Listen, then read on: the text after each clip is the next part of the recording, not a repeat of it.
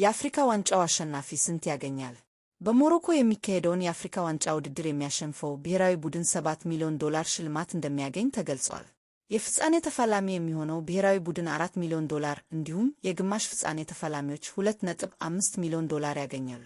ካፍ በውድድሩ ለሚሳተፉ አራት ብሔራዊ ቡድኖች አጠቃላይ $32 ሚሊዮን ያከፋፍላል።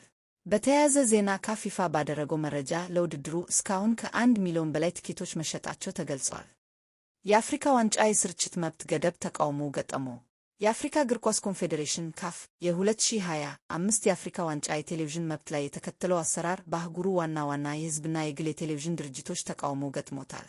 የአህጉሩ እግር ኳስ የበላይ ጠባቂ ካፍ በመጪው እሁድ የሚጀመረውን የአፍሪካ ዋንጫ የቴሌቪዥን የቀጥታ ስርጭት መብት ለየወልቲ መሸጡን ቀድሞ ቢያሳውቅም ስምምነቱ ተመልካቾችን ግምት ውስጥ ያስገባ ባለመሆኑ ነው ጥያቄ የተነሳበት።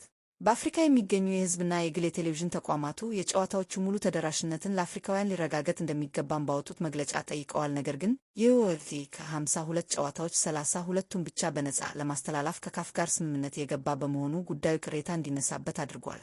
የመገናኛ ብዙሃኑ በጋራ ባወጡት መግለጫቸው የወልቲ ፍጹም ተቀባይነት የሌለው አሰራር ነው የተከተለው በማለት ጥፋቱ ግን የአፍሪካ እግር ኳስ ኮንፌዴሬሽን ሕዝብን ያለከበረና ኃላፊነት የጎደለ ነው ብለዋል።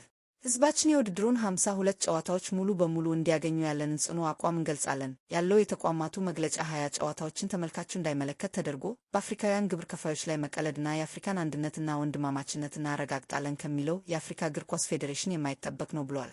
የአፍሪካ ትልቁ የእግር ኳስ መድረክ ሚሊዮን አፍሪካውያን ዋና የስፖርት ክስተቶችን የሚከታተሉበት አጋጣሚ በመሆኑ የተመልካቹ መብት የገደበ ቢዝነስ ተኮር ሞዴል ሊስተካከል እንደሚገባውም ጠይቀዋል።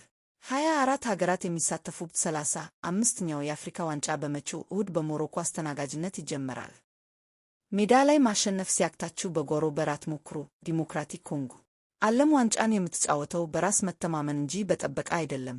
ዲሞክራቲክ ኮንጎ ናይጄሪያ ለፊፋ ቅሬታ ማስገባቶ የሜዳ ላይ ሽንፈትን በጠበቃ ለማሸነፍ የተደረገ ሙከራ ስትል አጣጥለዋለች። የናይጄሪያ ብሔራዊ ቡድን በዲሞክራቲክ ኮንጎ በተሸነፈበት የዓለም ዋንጫ ጥሎ ማለፍ ፍጻሜ ጨዋታ ዙሪያ ለፊፋ ቅሬታ አስገብቷል። ናይጄሪያ ቅሬታውን ያስገባችው ዲሞክራቲክ ኮንጎ ያልተገባ ተጫዋች አሮን ዋን-ቢሳካን አሳልፋለች በማለት ነበር። ናይጄሪያ በተጨማሪም ኮንጎ ጥምር ዜግነት እንደማትፈቅድ ገልጻ ዋን-ቢሳካ የእንግሊዝ ፓስፖርት እንዳለው አሳውቃለች።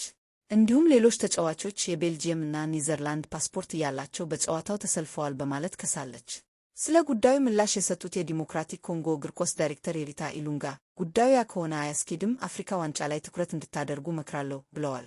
ፊፋ ሕጋዊ ዜግነት ሳይሆን ለማን መጫወት ትችላለህ የሚለውን የስፖርት ዜግነት ነው የሚያየው ሲሉ ኃላፊው ተናግረዋል። አክለውም ሜዳ ላይ ማሸነፍ ካልቻላችሁ በጓሮ በር ለማሸነፍ አትሞክሩ፣ ዓለም ዋንጫ በክብርና በራስ መተማመን የምትጫወትበት እንጂ በጠበቃ ብልሃት አይደለም ብለዋል።